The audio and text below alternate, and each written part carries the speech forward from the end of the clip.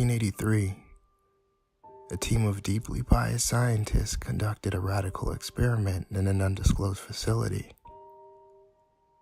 The scientists had theorized that a human without access to any senses or ways to perceive stimuli would be able to perceive the presence of God. They believed that the five senses clouded our awareness to eternity, and without them, a human could actually establish contact with God by thought.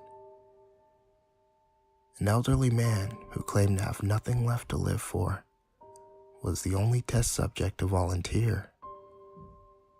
To purge him of all of his senses, the scientists performed a complex operation in which every sensory nerve connection to the brain was surgically severed.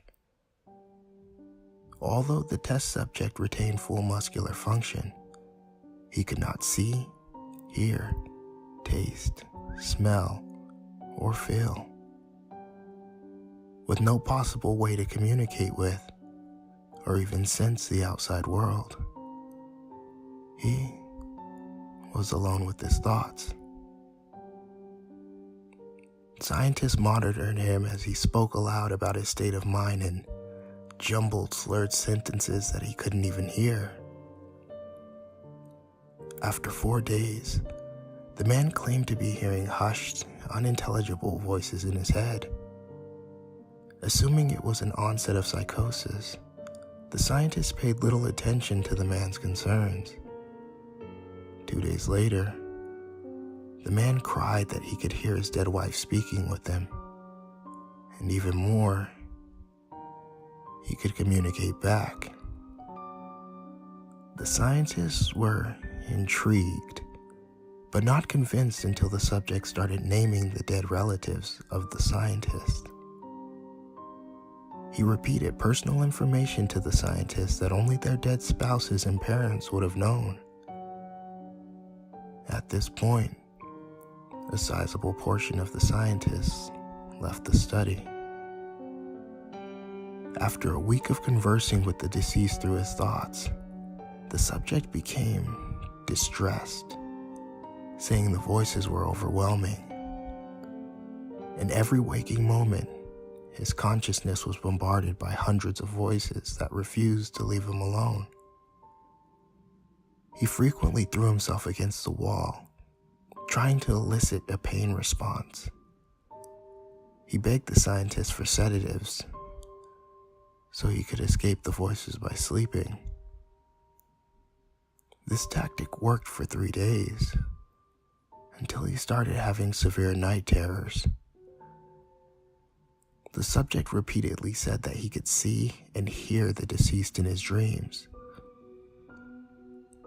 Only a day later, the subject began to scream and clawed his non-functional eyes, hoping to sense something in the physical world. The hysterical subject now said that the voices of the dead were deafening and hostile, speaking of hell and the end of the world. At one point, he yelled, "No heaven, no forgiveness," for 5 hours straight. He continually begged to be killed, but the scientists were convinced that he was close to establishing contact with God.